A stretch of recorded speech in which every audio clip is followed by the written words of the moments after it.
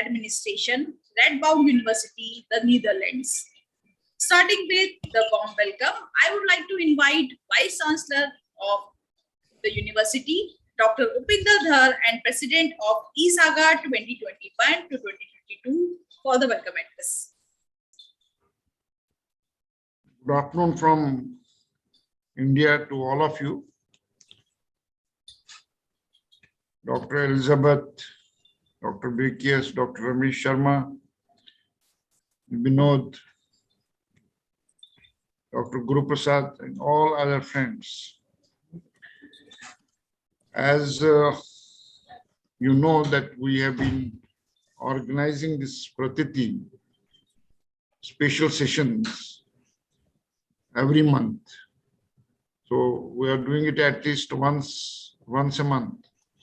So this month we have Dr. Bekes with us, and I'm sure that all of us have to learn from her, and by the end of this session, we'll be better off in our understanding about gaming and simulation.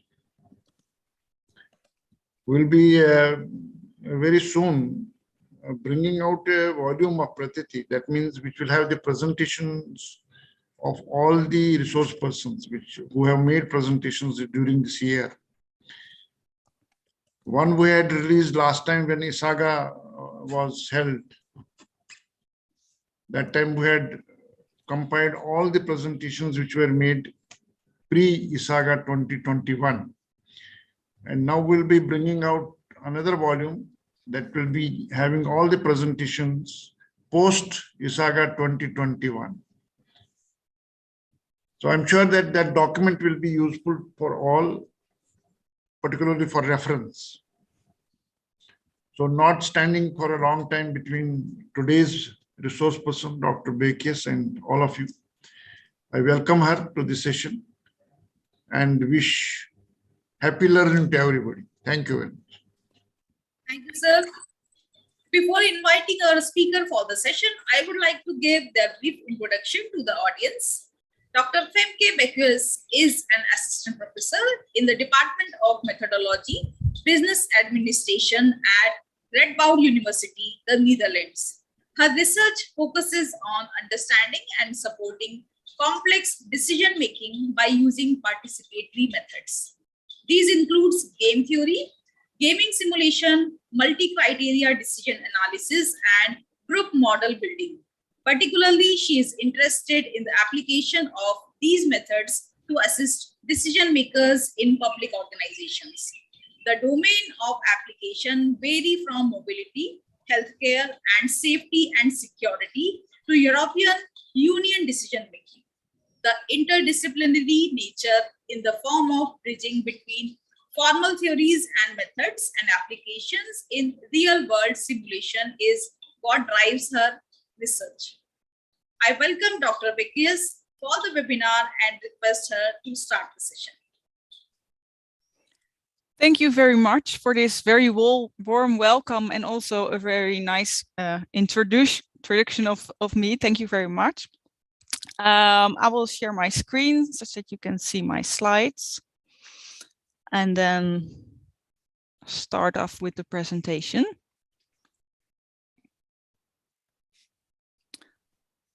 If correct, you can now see my slides. Yes, ma'am. You can see. Okay.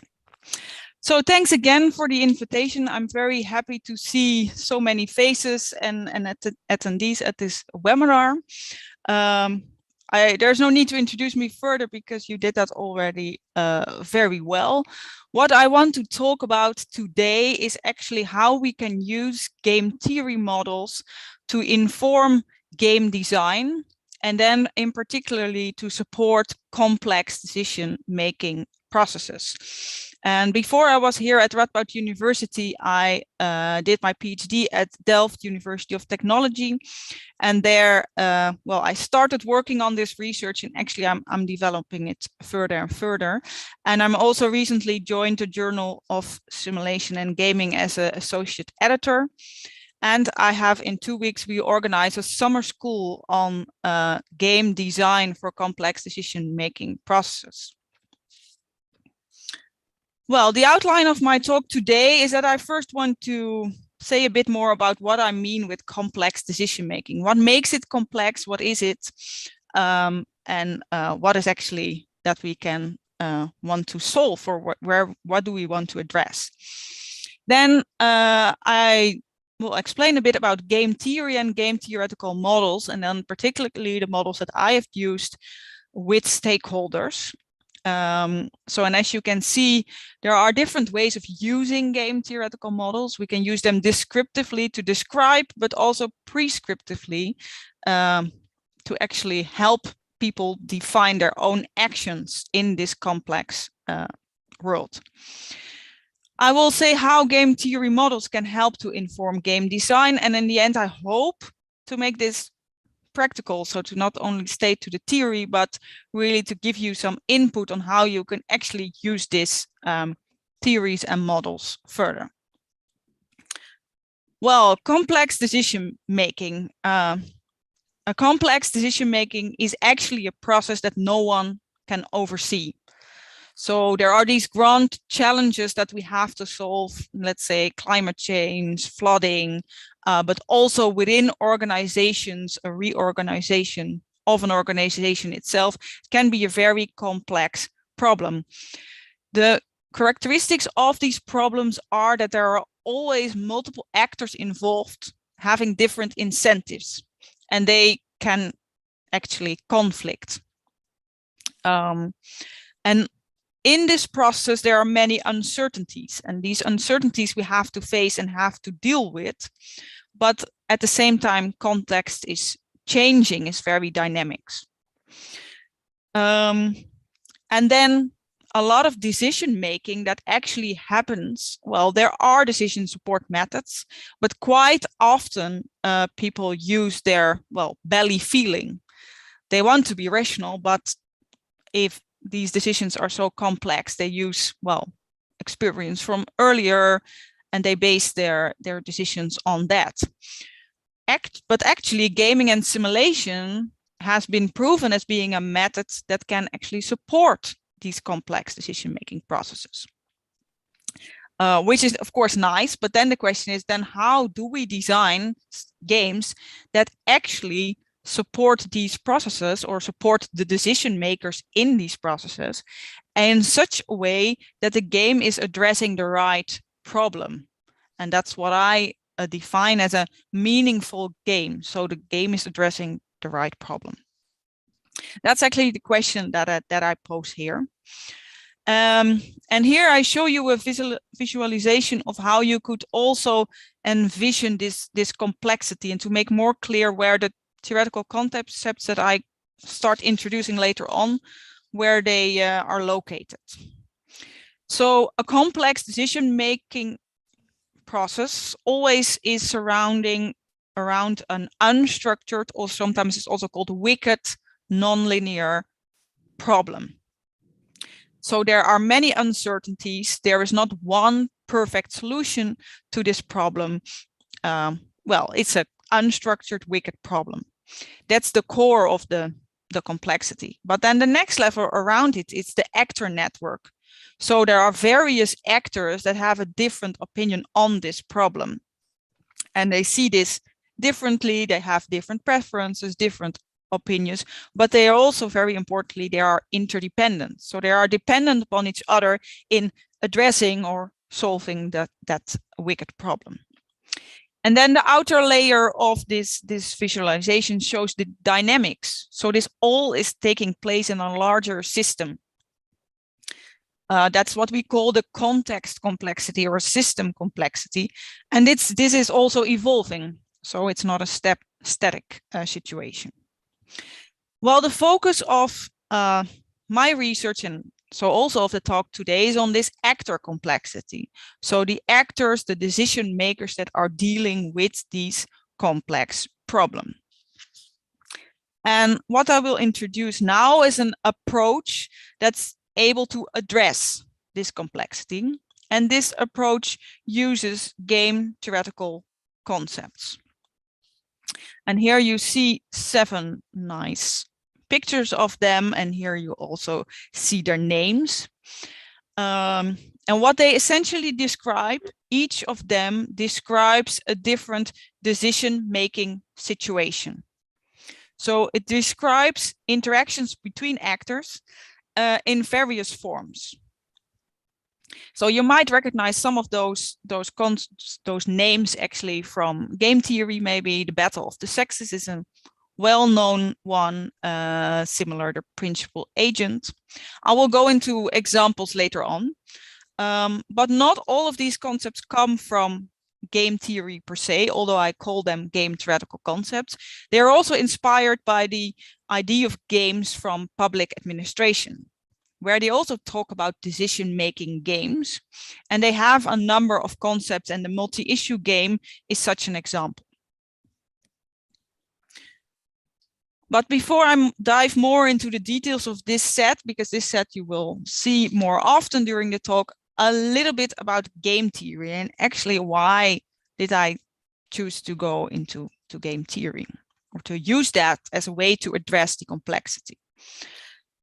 Well, I see game theory, as is quoted here also, as a bag of analytical tools designed to help us understand situations of strategic decision-making. Well, and in this actor network, this strategic decision-making is taking place all the time. So game theory is actually a set of tools that we can use to understand, describe, explain these kind of strategic decision-making situations. So very short, what game theory does is that it characterizes strategic decision-making situations. So strategic means that there is, between the multiple actors, there is a difference in their preference, a difference in their incentives. And my decision depends on the decisions of others. So it's not only me who can decide, well, let's solve this complex problem in this way. We need the other actors, and we need their involvement, and we need to maybe be on the same line. So this is also a very central element of game theory. It's the interdependency between actors. So the choice of actor A depends on the choice of actor B. And that shows a two-player example, but in most in other games you can also have multiple actors. Well, apart from characterizing, game theory can also analyze different scenarios and different outcomes. So it is grounded in mathematics, and it has the formalities, the formal underlying structure to actually also perform analysis. And what it does is that because it can do this, it can analyze different situations, and it can represent different outcomes. It gives a perspective of action. So it can get you some grip on the situation, what's going on here, and you can actually define or determine strategies that you will hold. So the point of this presentation is not to let you understand all aspects of game theory, but the models that are used origin from there. So I think that's important why I included these slides. And what you might already see here is that these basic elements, the main elements of game theory, actually very much resemble with the basic elements that we can use for designing games. So back to the game concepts, the approach that I'm introducing here. Here are again the same game theoretical models. And so what these models do is they describe different decision-making situations in which there are actors who perform actions based on information to reach a certain outcome or to reach a certain decision. And as I said, they originate from different fields, so it's not necessarily only from game theory, but they have these elements that I just introduced. And what they can do is also address actors' agency. So what is their responsibility over the process? How powerful are they?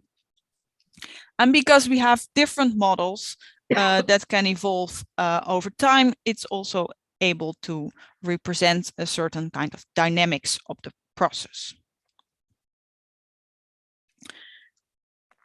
The selection of these 7 games, it's an often asked question, is why are you having these 7? Well, there was a selection process beforehand, and in a couple of slides I can go a bit deeper in that. But the idea is that these 7 games, they cover a broad variety of decision-making characteristics. I will introduce you to some examples, and the first one is a classical game theoretical concept, the battle of the sexes. So the classical example is about a man and a woman, and they want to go out for an evening, and they like to go together. So they have a shared goal of going somewhere together, but they have clearly a different preference. The man would like to go to a football game and the women would like to go to a ballet. So they have a shared common goal, but they have a different preference. And that's where the conflict arises. And this is a way to represent this game theoretically. You see here a payoff matrix. I have not talked about payoffs yet, but the idea is that what you see here is that there is the women. She can either choose, am I going to the ballet or am I going to the football game? And for the man, the same, am I going to the ballet or to the football game? And given their preference for one of the others, we can actually give numbers to these outcomes. So these are the preferences, the actions, and the numbers actually represent the outcomes, possible outcomes of this game. So because there are 2 possible actions for both players, we have 4 possible outcomes. And what you see here is that there are actually 2 most preferred outcomes. That's either going together to the ballet or going together to the football. And this, well, this shows already some kind of friction here because, well, if they really stick to their own preference, are they ever gonna come in these outcomes? So this is a representation of a kind of decision-making situation in which you have 2 actors. There's not really a hierarchical relation between them. They both have their saying, their same power, and they want something completely different, but the overall goal, they would like to go together. So in a situation where the one is in the ballet and the other is in the football, has a lower payoff.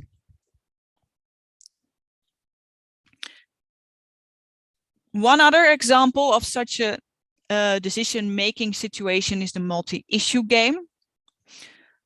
So I'm not going to explain them all, but I chose to select those 2 examples also because the battle of the sexes is a typical game theoretical example, and the multi-issue game is an example that comes from public administration. So the multi-issue game actually shows a situation, and I will again explain it by an example of a family who wants to go on a summer holiday. So it's not 2 actors, this is a multiple actor situation, and they want to go on a summer holiday. But on this point, they are not agreeing. So the situation is in a deadlock. One wants to go to France, the other wants to go to Australia or India. They are not agreeing on the number of days that they are going. And the father thinks what I could do is I could put pressure here to have everyone on the same holiday, but that probably does not really help. So he has another ideas and he brings new issues at the table. So he can say, well, maybe we could also buy a new couch or a new sofa, or we could have a dog, or in winter we could probably go on a skiing holiday. So the strategy the father of the family is here developing is actually introducing more issues to the table. And by introducing more issues, you're actually broadening the agenda, and there comes room for give and take. So the son of the family maybe really wants to have this dog. So if he says, okay, well, if we then have a dog, I will agree on this summer holiday to a certain destination. And the same holds for the mother and the other siblings, etc. The aim of this game is to reach consensus. So to have agreement among all the actors on a certain summer holiday, but in the process you see multiple issues coming up. This game actually we have recognized a lot in complex decision-making processes. There is a deadlock on one issue, and a strategy could be to introduce more and more issues to open up the solution space. Well, and to summarize this, maybe I hope it's not too theoretical, but to summarize this theoretical part is this table of game concept characteristics. What you see on the columns are the different games. And here I summarized some actor characteristics, process characteristics, content characteristics, and outcome characteristics. And this is actually a way to describe these games and to show how they are different. So what you see, for example, here is that we have the multi-issue game covers multiple issues. So if you are in a decision-making process that has multiple issues, it's very likely that maybe this game is actually there, and where you see that the other games actually address only a limited number of issues. A characteristic of the principal-agent game is that it includes a hierarchical relation between the principal and the agent, where the other games are talking about networks of groups. So this is also a distinctive characteristic of this game. Whether there is a coordinator in the process, it's happening in this principal agent game, but also in the hub-spoke game where there is no hierarchical relation. So that's a reason to include that game as well. And the Battle of the Sexes is the only game that has no power asymmetry, which I was already saying, this man and women, they have the same power. So it's not that one can overrule the other.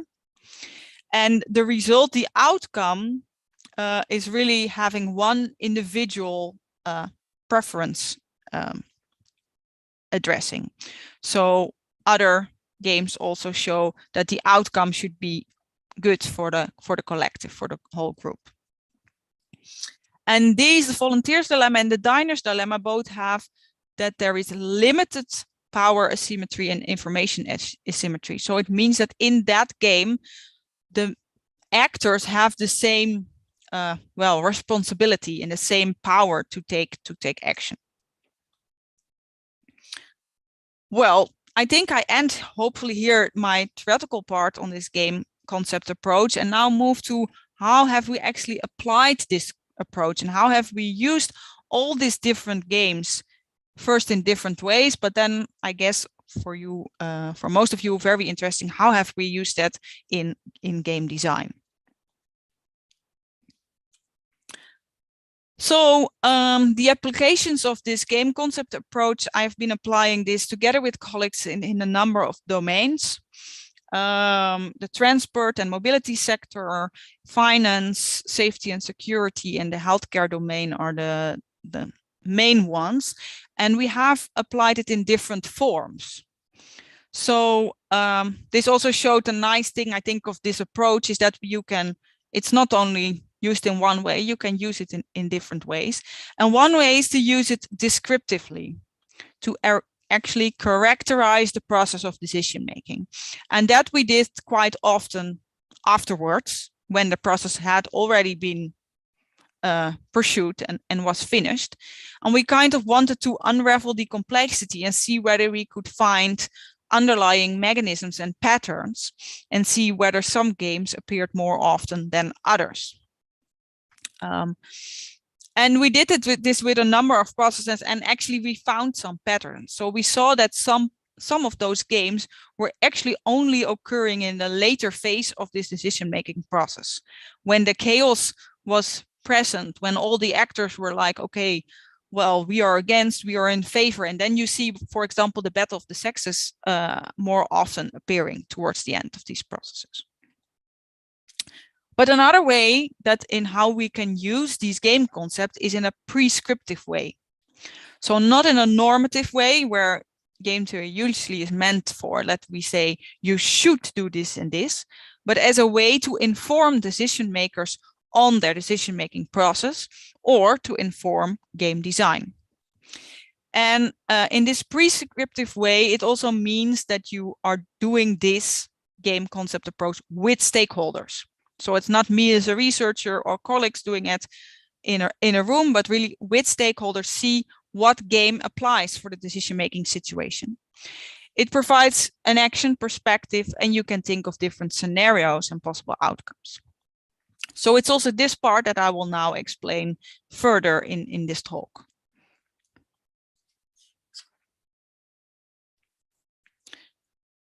So how are we going to make the translation to simulation and gaming now from this game theoretical approach? And I took this framework actually from a paper together with two colleagues in the Journal of Simulation and Gaming, where we actually tried to make the bridge between the theoretical game concepts and the gaming simulation.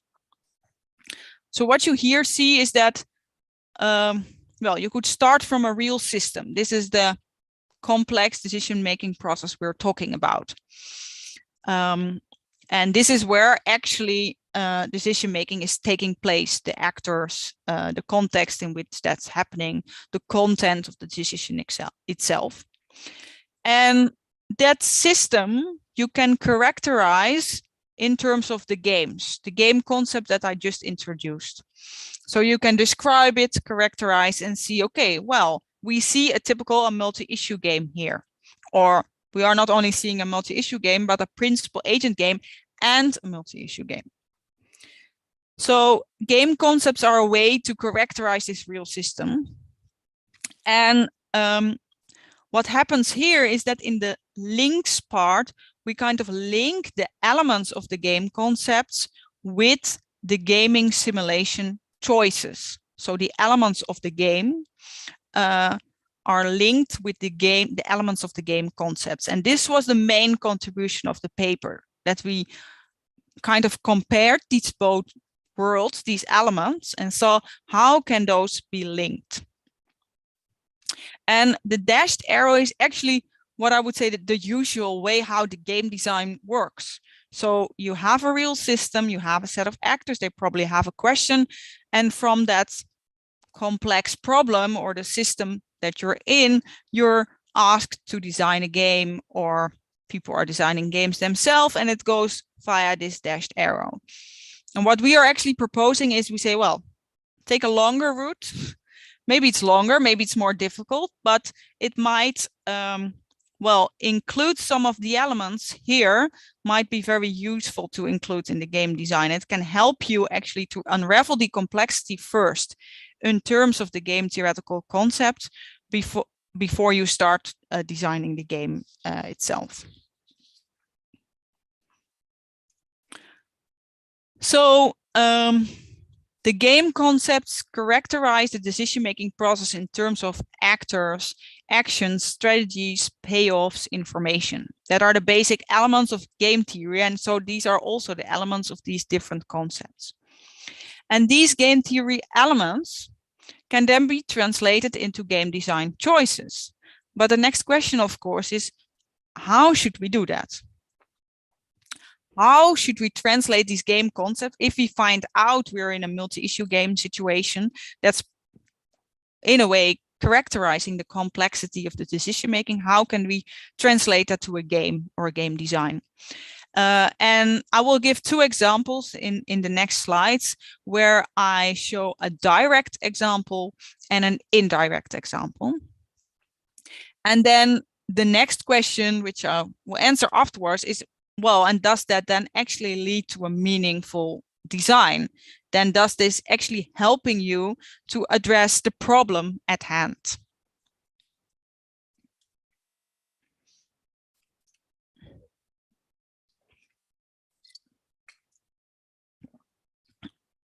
So the first example here is an example of a recent workshop that we gave at one of the Dutch ministries, where we used actually a direct translation of the multi-issue game to a workshop, a game with stakeholders there.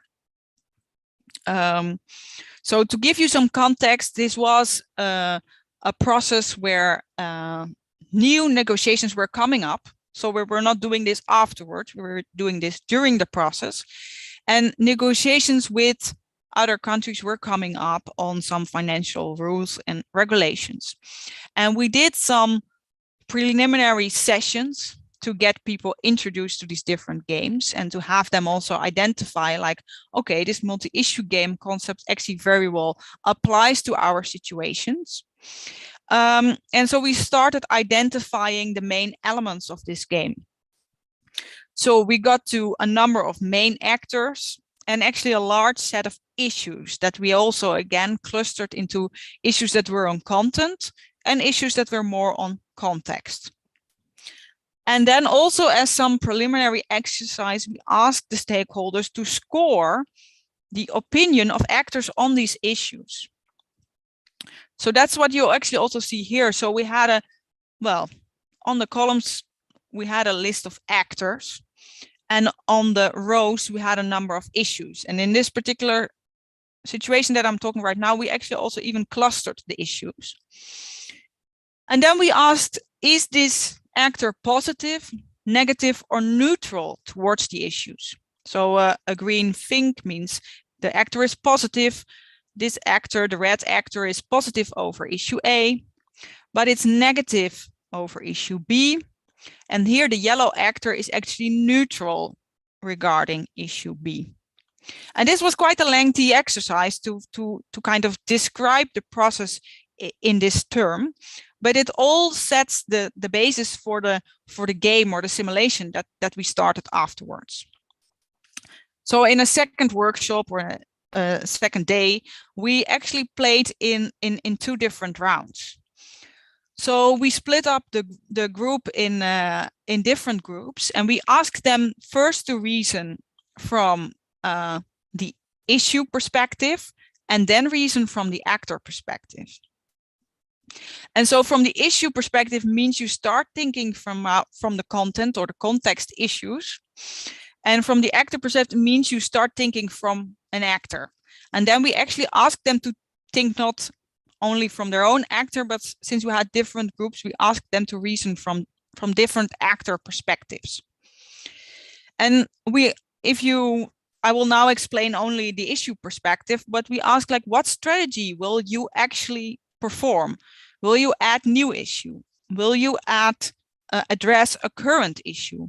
Will you actually combine issues, or will you exchange issues? So we asked them to think ahead. What will you do if you look at those issues? Which issues, and also given that you know how actors see those issues, whether they are positive, neutral, or negative, which of those issues will you actually work with? And if you then have this issue perspective, you first look at the issues and then see which actor should I then involve, and how should I negotiate with those actors? And then a final question is also, what are the risks of doing it this way?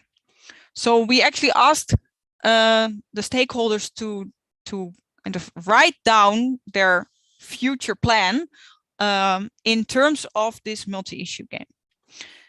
And once again, we played in 2 rounds. So we asked them to think from an actor perspective and think from an issue perspective.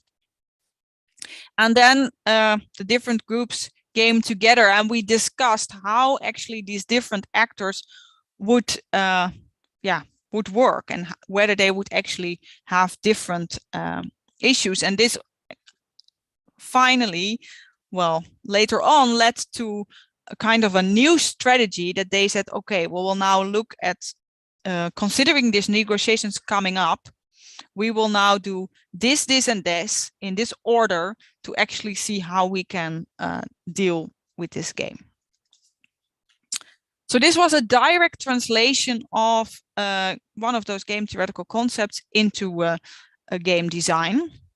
Here I give you a bit more an abstract example. This also can be found in the paper that I just referenced. But it's interesting because it's an example of an indirect translation. So it's not necessarily that if you use this approach that you always if you find a certain game theoretical concept that characterizes the complexity, that you also should really play that game. It can also be that just finding out the gameplay helps you in, well, in this case, we will find out a worst case scenario that can actually then lead to an inspiration to a game. So it's a bit more indirect, so maybe also a bit more difficult to explain, but I hope I'm clear here. So the principal agent game actually describes a hierarchical relation between a principal and an agent. And in this situation, the principal has the power and the agent has the information. So this is a relation that you see quite often, and that's also showing the dependency between the actor, because, well, the principal has power, but the agent has more information. So it's also a form of power. And usually the principal gives an assignment to the agent to do something. And in this, well, this decision tree, you actually see how their decisions are ordered. Well, the first is actually not really a decision, but a level up objectively. So here the agent decides, and it can decide being very objective. So really having true, giving the true perspective on the world, or it can be really subjective, and subjective means that it really aligns to the principle. Because of this hierarchical relation, this happens actually quite often, that well, they translate the truth in such a way that it satisfies the principle's needs. But let's say we're in this situation, so the agent is giving the true answer, and it can either say, yes, we should do this. For example, the principal gave an assignment on should we introduce this new technological innovation. The paper gives an example about hospitals. Should we introduce a new type of sensors? And the agents are then actually the doctors. And if they have experience with that and worked with that, they can say yes or no. And then again, the principal can say, well, I accept your decision. On the other hand, it's also a powerful actor. So he can also actually say, I'm not listening to the agent. Although he has the information and the expertise, I will just decide otherwise. And what you can see here is that this number three outcome, because of this situation of the game, we have 8 possible outcomes. And this number 3 is actually a worst case scenario. So it's the scenario in which the agent, with all the information and expertise, says, no, we should not do this. We should not introduce these sensors and these new technology. It's too dangerous. Where the principal, because of other reasons, political reasons, etc., really wants a yes decision. They really want to implement this new technological innovation.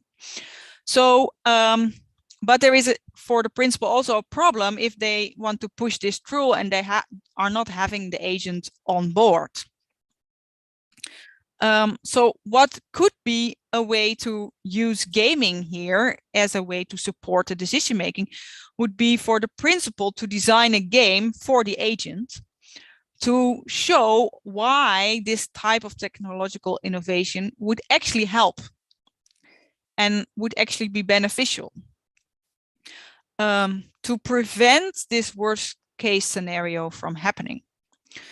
So this is a different way of applying the game concept approach, but you can characterize the process in terms of a game, find out what is a worst case, what is a not so good outcome for an actor, and maybe can we use a game to prevent this worst case scenario from happening. Well, I'm at the, no, not the last, but I want to make it practical for you. And this is also how I actually use this approach with stakeholders. So like you have seen in the application, we have done this in various forms. And what I always find important, I'm not the expert on the complex problem. That are the people in my sessions, in my workshop, or in my games.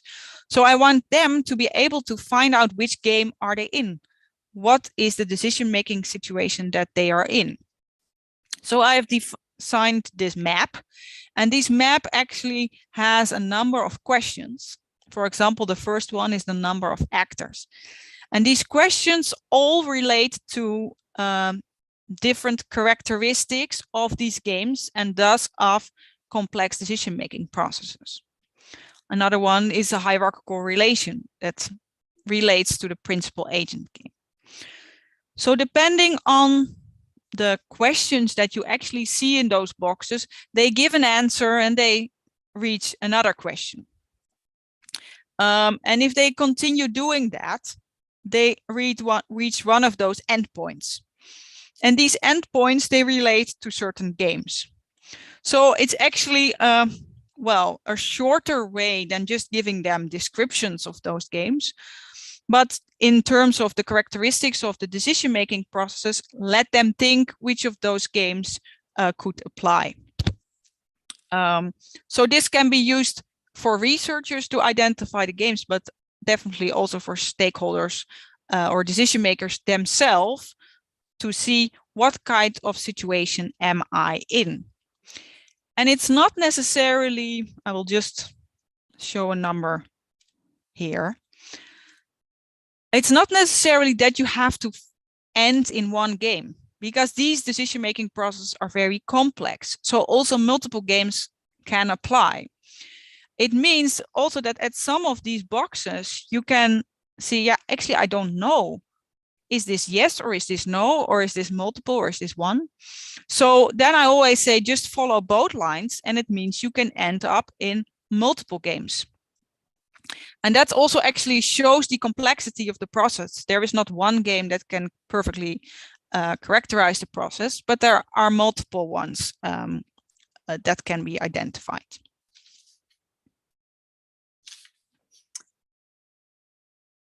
So this also shows the, well, the use of this tool of the map that you have seen on the previous slide.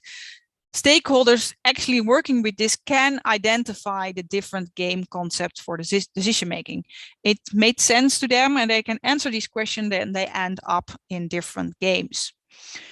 What happens is that they engage in a discussion on different perspectives, because if they do this individually, no one is reaching the same game, or no one. There's sometimes, of course, overlap, but there is also differences. And by talking about these games, they then learn from each other. We are seeing this different, and what are we actually seeing different? And it's not only about the games, but also about the elements in the tool itself. So some stakeholders might say, well, reaching consensus is the aim of the process, where others say, no, that's not the aim, we should just have a majority. Well, and having a discussion on that already helped their decision-making process forward. And also talking in terms of these games and playing games resulted in concrete actions based on the game identification.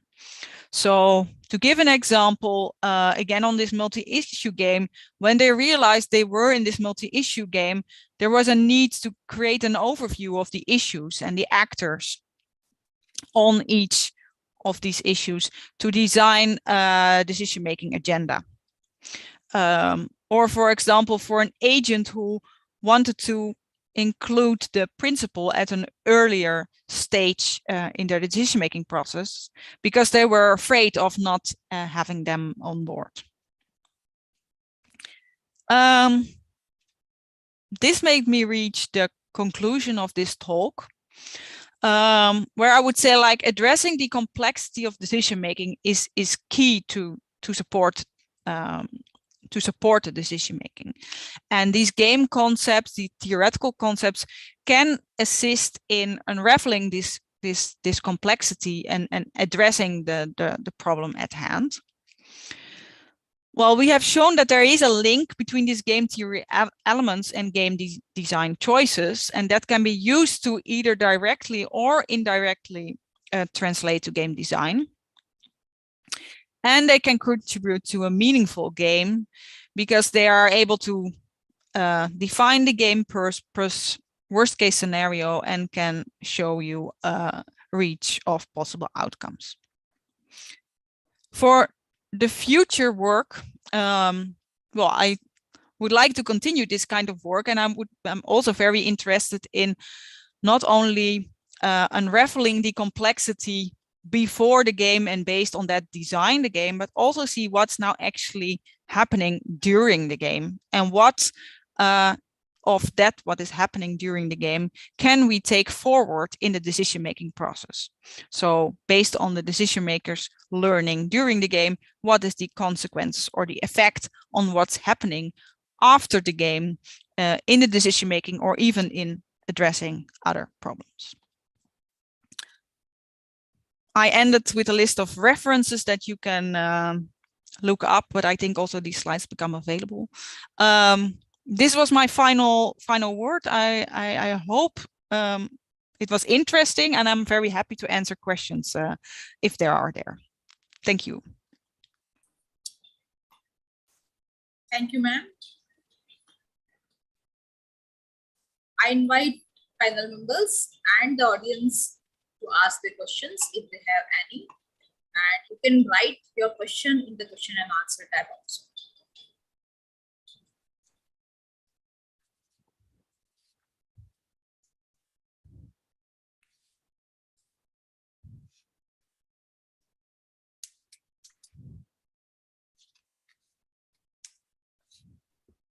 One of the things that came to mind when you began talking was how game theory connects to knowledge management theories about similar issues of complexity. I'm thinking particularly of the Cynefin domains of knowledge, which is a different way of thinking. It begins by looking at the context and then into the problem. Are you aware of this? Is there? I can see some connections. I'm just wondering if you've been thinking about those at all. Not particularly. At least I can see that there is a connection. I agree with you that that would be an overlap.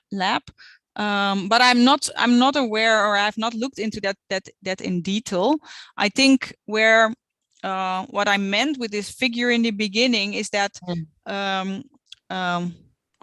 well, the game theoretical concept really addressed this actor complexity part. So yeah. I think in knowledge management theory, it's much broader. So it's also including this context and really the content of the problem. Of course, these game theoretical models also take that into account, but it's really more on what do actors decide based on the decisions of others. So it's really this actor part. But I agree with you, there could be some overlap with that, yeah. And I'll ask my second question and then sure. Pick it up. You talked about the game called Battle of the Sexes, and I have seen that also called Prisoner's Dilemma. Am I right in making that connection? Well, a Prisoner's Dilemma is a similar type of game. So it's also a two-player game, but the payoff metrics, so this metrics with the numbers, looks a bit different. Oh, good. I was interested in whether it was sort of just a different name for the same thing, but a different payoff metric. It's a different game. Yeah. So it's yeah, that's correct. Yeah. Okay. Thank you. That You're welcome. Somebody else. Yeah. Thank you for a very nice presentation. The question that comes to my mind is, did you trace the way of the participants of gaming simulations after that games? So there is a proposition that actors behave like game theory prescripts. And how do people behave after they have participated in gaming simulations? Did they make those decisions that they made during the simulations? I didn't research that. I would love to. Like I said, I have mainly focused on how the games now can inform the game. but I would be very much interested in seeing like how do they take this further. But what I can say about this is that well, it's not always as game theory prescribes. So like in this battle of the sexes, what I showed, game theory says there are two optimal outcomes, stable outcomes, and that's what rational people should do. But what we have also seen quite often is that in this battle of the sexes, there well, happens something else, or another actor comes in, and actually another outcome is the result. So I'm not aiming to say that we should do what game theory tells us to do, but we could use game theory in a way to present the situation and have this overview of the different outcomes, and then see or ask the experts and the decision makers what is best for them and what they would see as the best outcome. I hope this answers your question. Yeah, but, thank you. Yeah, thank you. Thank you. I had a question. Yes, sir. Vinod, sir, please ask. I like complexity for games. Complexity makes games challenging. It sucks in the player and engages him in solving the problem that is produced by complexity. Mm-hmm. I think we should not solve complexity too much in the game. We should leave it to the players to resolve. So I don't see too much, but I suspect that the presentation might have tended to present complexity as evil. Probably it is not as evil as it sounds. I think it's a nice fellow where it can be used to attract participants and retain them in the game. Thank you for your question. I completely agree with you. I mean, complexity is there. It should be part of the game, and we should not well, delete it or make it so simple that we cannot, that the real world complexity is not addressed. But the complexity can be so broad. It can also not put all complexity in the game, because that can be also too much. So this is a way to kind of, well, let's say a first structure of the complexity, or to say, well, we want to focus on this type of complexity in the game, and this type of complexity we now leave out. So I fully agree that we should not take out the complexity at all. That's why I also call it, we should unravel it or address it in such a way that it's manageable, and that the game can also result in fruitful results. Thank you. One question is from the audience. Question is from Anubhi Sinha. Can game theory be an asset to each individual in our daily lives? If yes, then how so? Sorry, can it set? I can also read it, I think. Yes, you can also read in question and answer. Oh yeah, can be an asset to each individual. Well, yes, I think it can be. You can also, I know there's a really nice book, Parenting with Game Theory. My kids always try to negotiate with me about everything. And yeah, these characteristics are there more often than you think. And even in your daily life, or it is not necessary that you have to play out the game, but it can help you characterize the situation and see, well, okay, I'm in this situation. What does now game theory tell me what to do? And then, of course, you always think about yourself, like, is what game theory tells me also really what I want to do? But it can structure your thinking and your way of negotiation in situations. Yeah. Thank you. Thank you, ma'am. So is there any other question from panel members?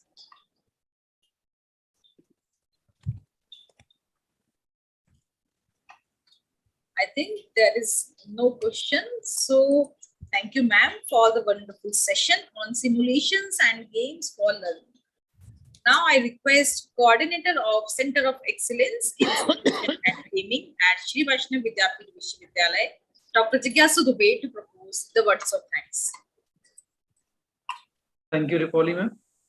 I, on behalf of the Center of Excellence in Simulation and Gaming at Shri Vaishnav Vidyapith Vishwavidyalaya, Indore, would like to give our most sincere thanks to Dr. Femke for accepting our invitation and giving his precious time out of his busy schedule. It was really a great experience for all of us to listen to you. You explained how game theory and gaming simulation can be combined and can be used in participatory interventions with the stakeholders to support decision making. Once again, thanks to Dr. Femke for the wonderful session. Our special thanks to Dr. Upinder Dhar, Honorable Vice Chancellor. Sir, you always inspire all of us. Thank you very much for your support and guidance. Our sincere thanks to Ms. Mary Kay for support. She is coordinating a lot, helping us in arranging the resource person for this webinar series.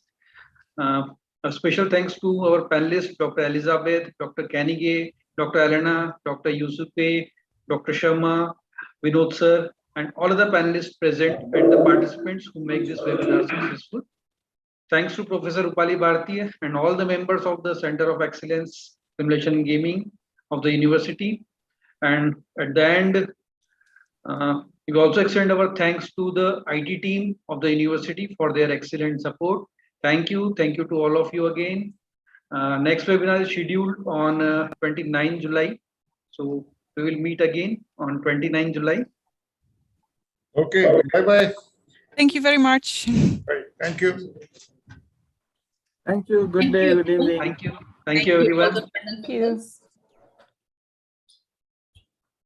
I request all the participants to please fill the feedback form as mentioned in the chat box for getting e-certificates. So we will meet again in the next webinar of this series. Till then, take care and have a nice day. Thank you.